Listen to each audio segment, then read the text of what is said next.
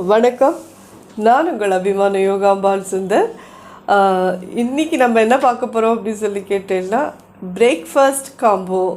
என்ன திடம்னு அந்த மாதிரி இறங்கிட்டேன்னு கேட்குறீங்களா? இன்றைக்கி எங்கள் அதில் கொஞ்சம் எல்லோரும் ஹெவியாக பிரேக்ஃபாஸ்ட் சாப்பிட்டுட்டு மத்தியானம் லன்ச் ரொம்ப லைட்டாக இருக்கட்டும் அப்படின்ற மாதிரி எல்லோரும் ஃபீல் பண்ணா சண்டேன்றதுனால. ஸோ இது நான் ஷூட் பண்ணுறது ஒரு சண்டே.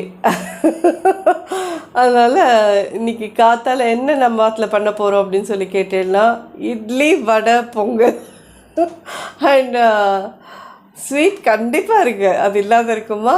சப்போட்டா கேசரி இதெல்லாம் பண்ணி and sambar, white chutney and red chutney இது எல்லாமே பண்ண போகிறோம். ஸோ எலாபரேட் டிஃபன் எப்படி இருக்குன்னு பார்க்கலாம். எல்லாருக்கும் இது நிச்சயமாக பிடிக்கும். யாரெல்லாம் முடியுமோ இதெல்லாம் ட்ரை பண்ணுங்க. எல்லா நேரத்துலேயும் இட்லி மாவு இருக்கும் கண்டிப்பாக. வடை கரைக்கிறது ஒன்று தான் அண்ட் இது பொங்கல் பண்ணுறது தான். இது எது உங்களுக்கு வேணுமோ மாற்றி நீங்கள் பண்ணிக்கலாம். ஸோ நான் இப்போ ஃபஸ்ட்டு பொங்கல் வறுத்து அதை வேக போட்டுட்டு அதுக்கப்புறம் கேசரிக்கு வரேன். எப்பயுமே ஸ்வீட்டோடு தான் ஆரம்பிப்பேன். ஆனால் இன்றைக்கி ஃபஸ்ட்டு பொங்கலை வறுத்து அதை வேக போட்டால் அது கொஞ்சம் டைம் ஆகும் இல்லையா, அதனால.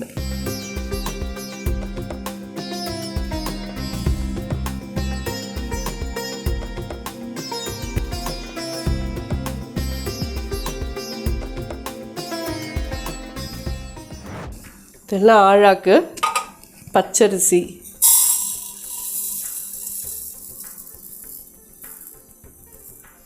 அரை கப் எடுத்துட்டுருக்கேன். பயத்தம்பருப்பு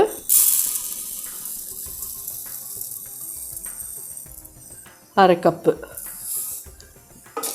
ஜஸ்ட்டு ஒரு 2 minutes இது அது எதுக்கு பண்ணுவான் அந்த நாள்லன்னு தெரியல.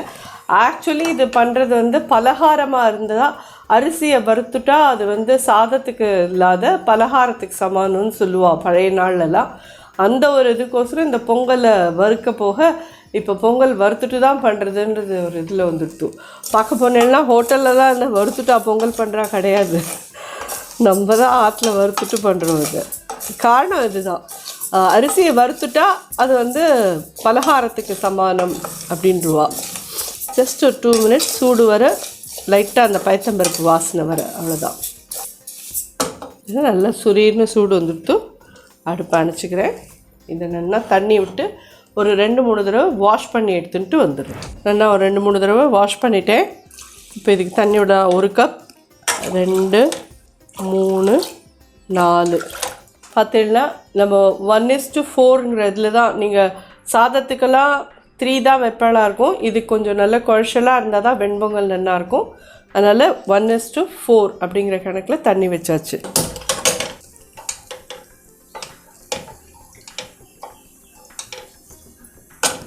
ஜஸ்ட்டு ஒரு சின்ன பிஞ்ச் மஞ்சப்பொடி போடுறேன். ஒரு டீஸ்பூன் நெய் விட்டுடுறேன். நெய் ஆர் எண்ணெய் உங்களுடைய சௌகரியம். எண்ணெய் விட்டுக்கிறதுனாலும் நீங்கள் எண்ணெய் விட்டுக்கோங்க. மீடியம் ஹையில் வச்சு 3 விசில் வாங்கிடுங்கோ. அதுக்கப்புறமா திறந்து பார்த்துட்டு நல்லா குழச்சிக்கலாம். ஸோ இது விசில் வரட்டும், பார்க்கலாம். ஸோ இப்போ நம்ம சப்போட்டா கேசரி பண்ண ஆரம்பிக்கலாம்.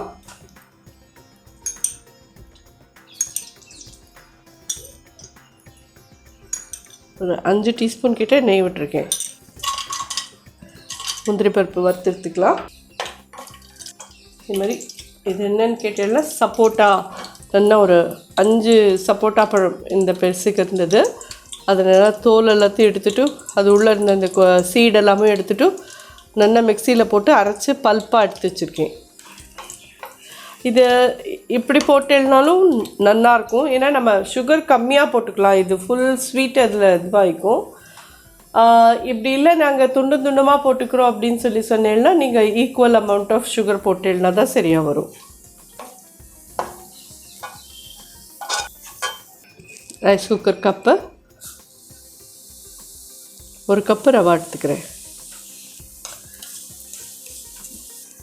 என்னதான் இது டபுள் ரோஸ்டட் ரவாவாக இருந்தாலும் ஒரு தடவை நெய்யில் நல்லா அந்த மாதிரி வறுத்துட்டு பண்ணினோன்னா நல்லாயிருக்கும்.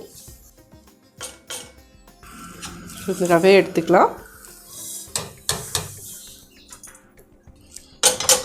இப்போ இதில் தண்ணி விடலாம். 1 2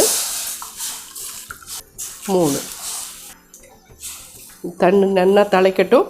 அதுக்கப்புறம் ரவையை போடலாம். தண்ணி நல்லா திளைக்க ஆரம்பிச்சுட்டு அடுப்பை சின்னது பண்ணிக்கலாம். சின்னது பண்ணிவிட்டு இந்த வறுத்த ரவையை அதில் போட்டுடலாம்.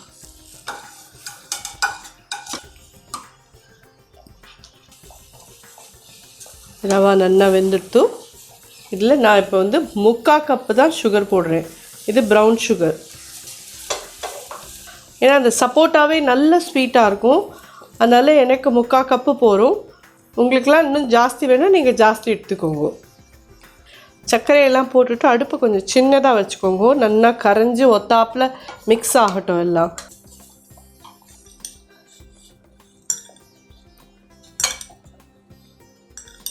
ஒரு 4 டீஸ்பூன் நெய் விட்டுருக்கேன். இந்த சப்போட்டா பல்ப் இருக்கு இல்லையா, இதையும் இதில் விட்டுடலாம்.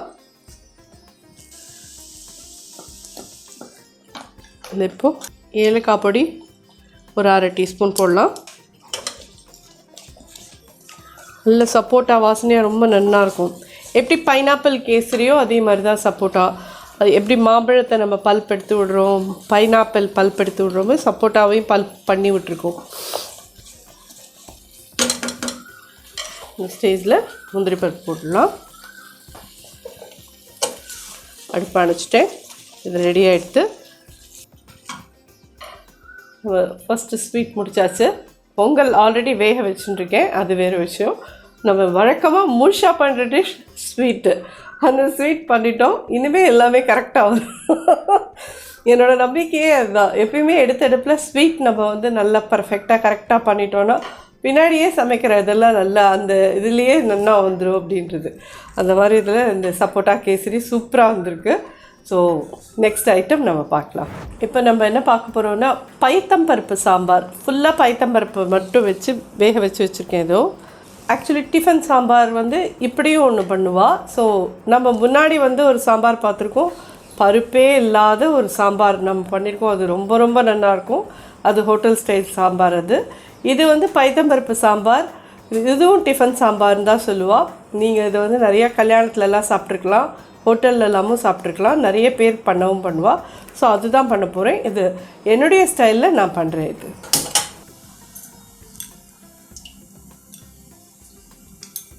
ஒரு 4 ஸ்பூன் எண்ணெய் விட்டுருக்கேன். 1/2 ஸ்பூன் கிட்ட கடுகு போட்டிருக்கேன். ஸோ கடுகு வெடிக்கிறது. ஒரு 1/4 ஸ்பூன் ஜீரகம் போடுறேன். ஒரு 1/4 ஸ்பூன் வெந்தயம், ஒரு 2 வரமிளகா, 2 பச்சை மிளகா அது மாதிரி ஸ்லிட் பண்ணி போடுவோம். வெங்காயம், கருவேப்பிலை,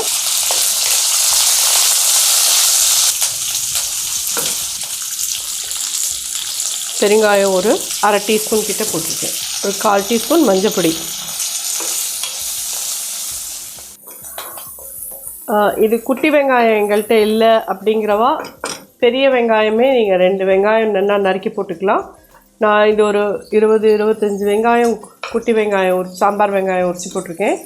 இது 3 தக்காளி இது மாதிரி பொடி பொடியாக நறுக்கி வச்சுருக்கேன். இது கொஞ்சம் வதங்கினப்புறம் தக்காளி போடலாம்.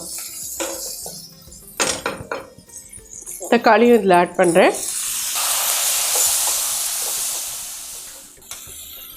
கொஞ்சமாக ஒரு 1/4 டீஸ்பூன் இந்த வெங்காயம் தக்காளி வதங்கிறதுக்கோசரம் உப்பு போடலாம். இந்த சாம்பாருக்கும் புளி கிடையாது, தக்காளியில் இருக்கிற இதுதான். இந்த டிஃபன் சாம்பாருக்கு புளி விட முடியாது. பருப்பு வேக வைக்கிறதையே நீங்கள் ஒரு 4-5 பூண்டு பல் போட்டு வேக வச்சு எடுத்துக்கிறேன்னா எடுத்துக்கோங்க. நான் இன்றைக்கி அது போடலை. உங்கள் சௌகரியம். தேவைப்பட்டவா பருப்பு வேக வைக்கிறச்சையே அதோட கூட ஒரு உங்களுக்கு எவ்வளோ வேணுமோ அவ்வளோ போட்டுக்கலாம். ஜென்ரலாக விட்டுருந்தேன்னா நான் 1 பல் 2 பல் வச்சுருந்துருப்பேன். இன்றைக்கி அது கூட வைக்கலை. பிகாஸ் சொல்லணுன்னா இன்றைக்கி நாங்கள் தானே ஆற்றுல எல்லாம் சாப்பிட போகிறோம். அதனால் நான் பூண்டே வைக்கலை. இதில் வேணுங்கிறவா நீங்கள் வச்சுக்கோங்க ப்ளீஸ்.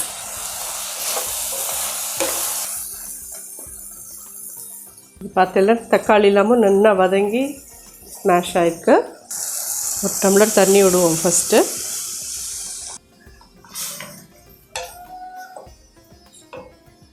வேக வச்ச பைத்தம்பருப்பு இதில் போடலாம்.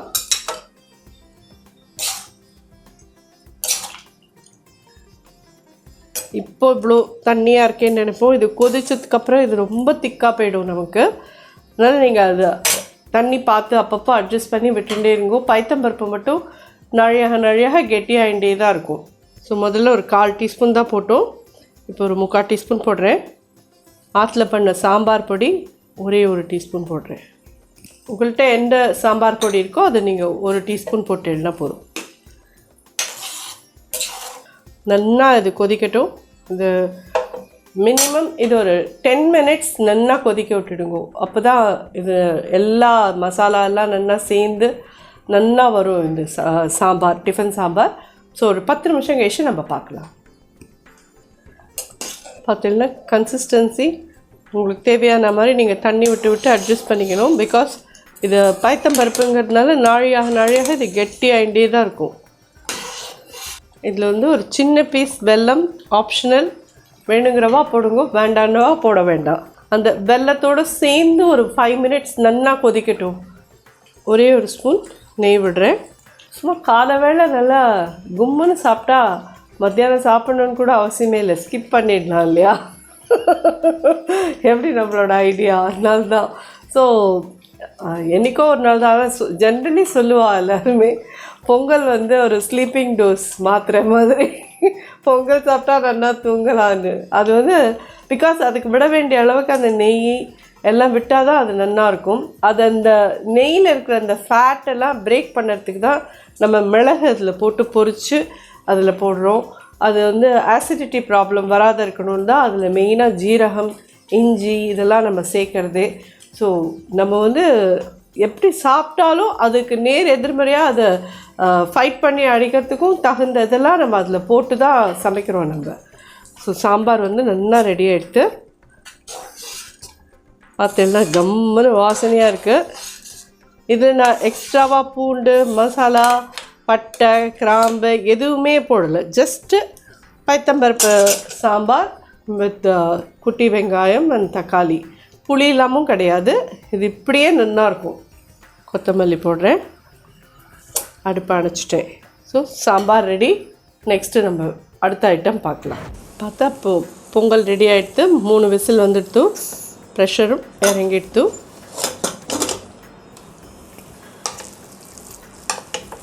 இப்படி குழச்சலாக இருப்பதெல்லாம் இப்படி இருக்கணும். கரெக்டான அளவில் தண்ணி வச்சுருக்கோம், கரெக்டாக இருக்குது. ஸோ இப்போ இதுக்கு தாளித்து கொட்டணும். அப்புறம் உப்பு போட்டோன்னா முடிஞ்சுது. பொங்கலுக்கு தேவையான உப்பு ஒரு 3/4 டீஸ்பூன் போடுறேன். இது இறக்கி வச்சுக்கலாம்.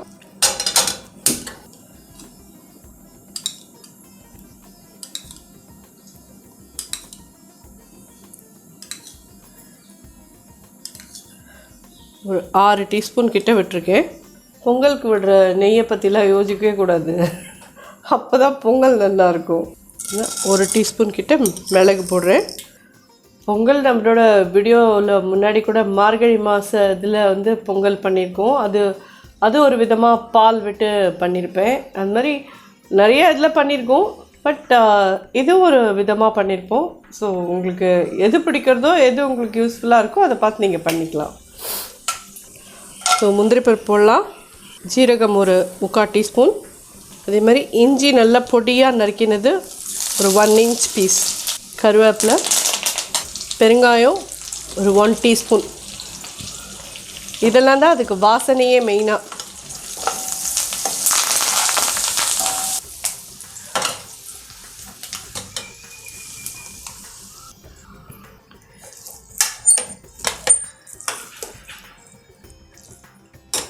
இந்த பொங்கலில் வந்து ஆளுக்கு ஒரு 2 கரண்டி சாப்பிட்டாலே பெரிய விஷயம். ஸோ இது 4-5 பேருக்கு இந்த ஆழாக்கால பண்ணினது நல்ல ஒரு கரெக்டான அளவு. பொங்கல் இப்போ ரெடியாக எடுத்துனோன்னா இதை திருப்பி மூடி போட்டு மூடி வச்சிடலாம். நம்ம வந்து சர்வ் பண்ணுறதே கரண்டியால் அழகாக எடுத்து வச்சோன்னா அழகாக வரும் அது. ஆர் நீங்கள் எதாவது கப்பில் வச்சுட்டு கப்பில் நீங்கள் இது சர்வ் பண்ணிக்கலாம். பார்த்தீங்கன்னா இது இட்லி மாவு நேற்று கரைச்சேன்.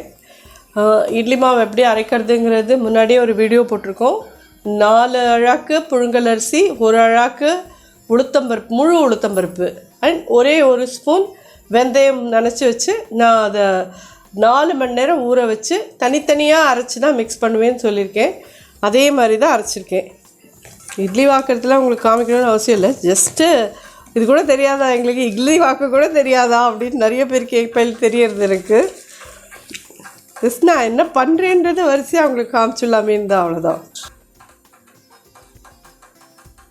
தண்ணி ஆல்ரெடி கொதிக்க ஆரம்பிச்சதுக்கு அப்புறமா தான் நம்ம இட்லியோட மாவை விடணும். இந்த தட்டிலலாம் அடியில் எண்ணெய் க்ரீஸ் பண்ணியிருக்கேன். நிச்சயமாக சொல்கிறேன், ப்ளீஸ் தப்பாக நினச்சிக்காதீங்க. தெரிஞ்ச ஆளுக்கோசரம் இல்லை, புதுசாக பண்ணுற குழந்தைகளுக்கோசரம் சொல்கிறேன். இது வந்து ஒரு மீடியம் ஹையில் இதை வைக்கிறேன். ஒரு 10 நிமிஷம் ஆகும். உங்களுக்கு என்னென்னா இட்லி வெந்த வாசனை வரும். அது வந்ததுன்னா ஒரு 7-8 நிமிஷத்துலேயே வந்துடும். எதுக்கு இருக்கட்டும், ஒரு 10 நிமிஷம் வச்சுட்டு அணைச்சிருங்கோ.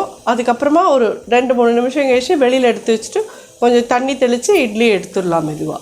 ஸோ இப்போயே புகை வர ஆரம்பிச்சுடுத்து ஒரு 10 நிமிஷத்துக்குள்ளே அது ரெடி ஆகிடும். ஸோ இப்போது நம்ம ரெட் சட்னி பண்ண ஆரம்பிக்கலாம். 1 ஸ்பூன், 2 ஸ்பூன், 3 ஸ்பூன் எண்ணெய் விடுறேன். டீஸ்பூனில் தான் விட்டுருக்கேன். இது 2 வெங்காயம் பொடி பொடியாக நறுக்கியிருக்கேன், அது இதில் போடுறேன்.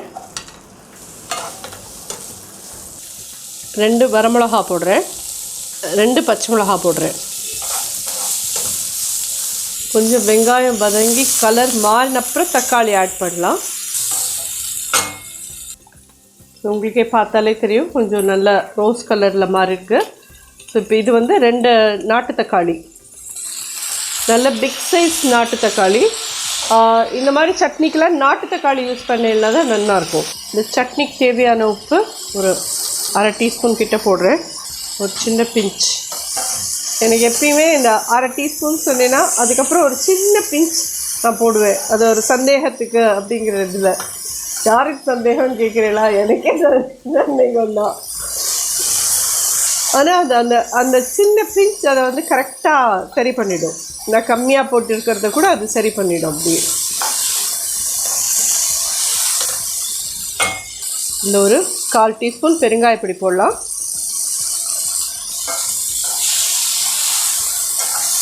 தக்காளி நல்லா வதங்கணும், அவ்வளோதான். மற்றெல்லாம் தக்காளிலாம் நல்லா வதங்கிடுத்து. ஸோ தண்ணி எதுவுமே இல்லாத நல்லாவும் வதக்கிட்டோம். பார்த்தீங்கன்னா இது நல்லா ஆற விட்டு இதை அரைச்சி வந்துட்டு பார்க்கலாம். இப்போ நம்ம தேங்காய் சட்னி, ஒயிட் சட்னி அரைக்கலாம். இப்போ வந்து பொட்டுக்கடலை 2 ஸ்பூன் தான் போட்டுக்கிறேன். இது 1 கப்பு ஃப்ரெஷ்ஷாக திருகிட்டேன் தேங்காய். அது ஒரு 1/2 மூடி தேங்காய். அதுக்கு ஒரு 2 ஸ்பூன் தான் போட்டிருக்கேன். சொல்கிற மாதிரி சந்தேகத்துக்கு ஒரு 2 போட்டிருக்கேன். ஒரு 3 பச்சை மிளகா போடுறேன். ஒரு சின்ன பீஸ் இஞ்சி போடுறேன். இதில் சட்னிக்கு தேவையான உப்பு ஒரு 1/4 டீஸ்பூன் போடுறேன். ஃபஸ்ட்டு இதை வந்து பொடி பண்ணிக்கலாம்.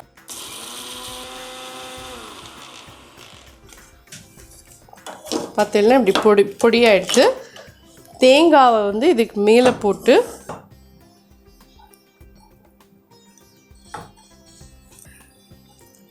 ஜஸ்ட் ஒரு 1/4 கப்பு தண்ணி விடுங்க போகிறோம்.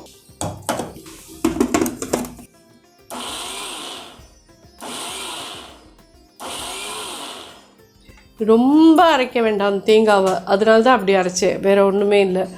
ரொம்ப தேங்காவை வந்து இந்த பொட்டுக்கடலையோடு சேர்த்து வழுமுன்னா அரைச்சிட்டோன்னா அது தேங்காயோட அந்த இதுவே அம்பிடாமல் போயிடும். பார்த்தீங்களா எப்படி இருக்குன்னு? இன்னும் ஒரு 2 சுற்றி எடுத்துக்கிறேன். நல்லா கெட்டியாக ஜோராக ரெடியாக இருக்குது சட்னி. ஸோ தாளித்து கொட்டினோன்னா ஒயிட் சட்னி ரெடி. நெக்ஸ்ட்டு வந்துட்டு ரெட் சட்னி கொஞ்சம் ஆறணும். ஆறினப்புறம் அரைச்சின்னு வரேன். அதுக்குள்ளே வடைக்கு அரைச்சி விடலாம். நம்ம இப்போ வடைக்கு அரைக்கிறதுல என்ன பெருசாக நீ சொல்ல போகிறேன்னு சொல்லிட்டு கேட்குறேளா? கரெக்டு தான். பட் இது வந்து மிக்சியில் அரைக்கிறத விட நீங்கள் வந்து கிரைண்டரில் அரைச்சேன்னா நன்னாவே பொதுன்னு சூப்பராக வரும். மிக்சியிலையும் அரைச்சா நன்னா வரும். என் பொண்ணெல்லாம் ரொம்ப நல்லா பண்ணுவோம் மிக்சியில் அரைச்சா வடை. ஸோ எப்படி அரைக்கிறதுன்னு மட்டும் பார்க்கலாம். இது வந்து ஒரு 2 ஹவர்ஸாக ஊறிருக்கு, அவ்வளோதான். நல்லா ஊறின உளுத்தம்பருப்பு தண்ணி எல்லாத்தையும் வடித்து எடுத்துட்டேன், வாஷ் பண்ணிவிட்டு. பார்த்தேன்னா உங்கள் கையால் ஒரே ஒரு கை தண்ணி விட்டுக்கோங்க.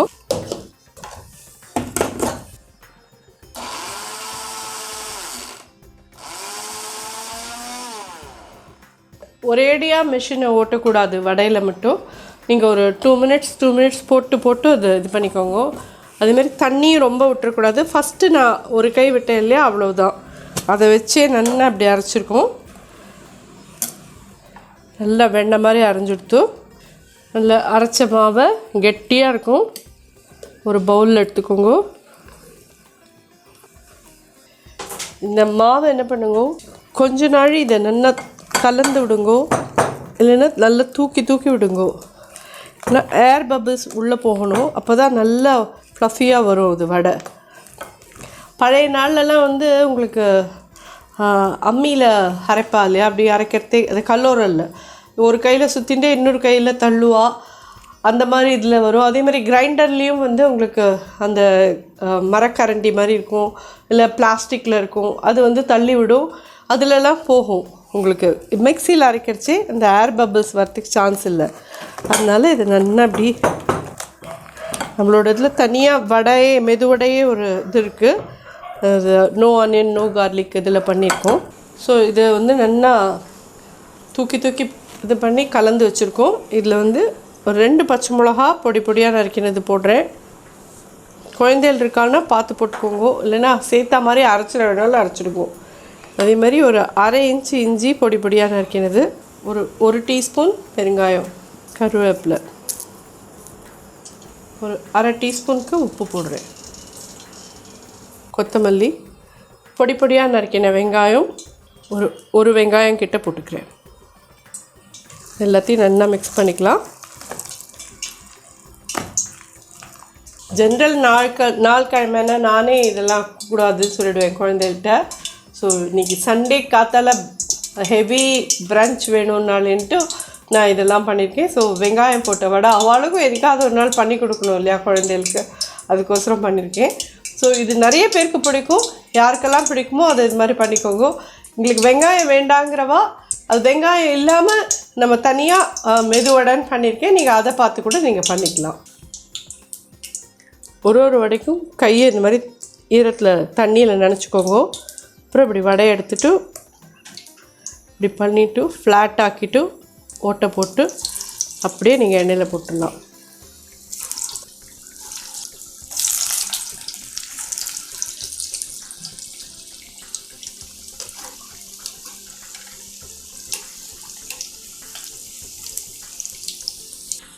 பார்த்தீங்கன்னா ரெட் சட்னியும் நல்லா ஜோராக அரைச்சி வந்துடுது. இந்த ரெண்டுத்துக்கும் நம்ம தாளித்து கொட்டினோன்னா இப்போ சட்னி ரெண்டும் ரெடி. ஸோ ஆல்மோஸ்ட் எல்லாமே ரெடி ஆகிடுது. வடை எப்பயுமே லாஸ்ட்டாக சுட இருந்தால் தானே நல்லாயிருக்கும் இல்லையா, வடை ஆறி போயிடுச்சுன்னா நல்லா இருக்காது. ஸோ அதனால் வடையை மட்டும் கடைசியாக தட்டிக்கிறோம் நம்ம, அவ்வளோதான்.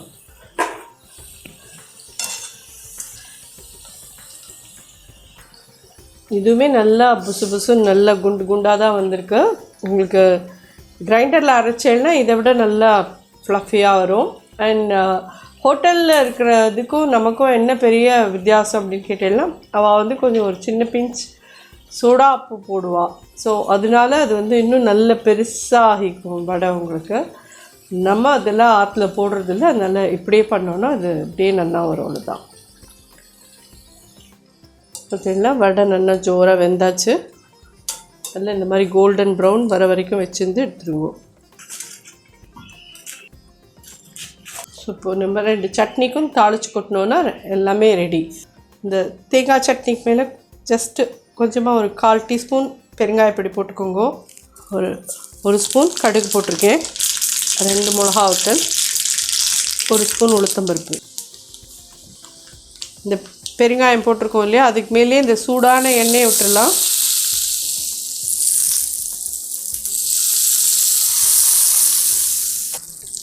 பார்த்தீங்கன்னா 2 சட்னியும் ரெடி.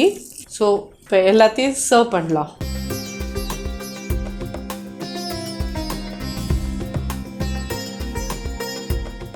ஸ்வீட்லேருந்து சொல்கிறேன் ஃபஸ்ட்டு.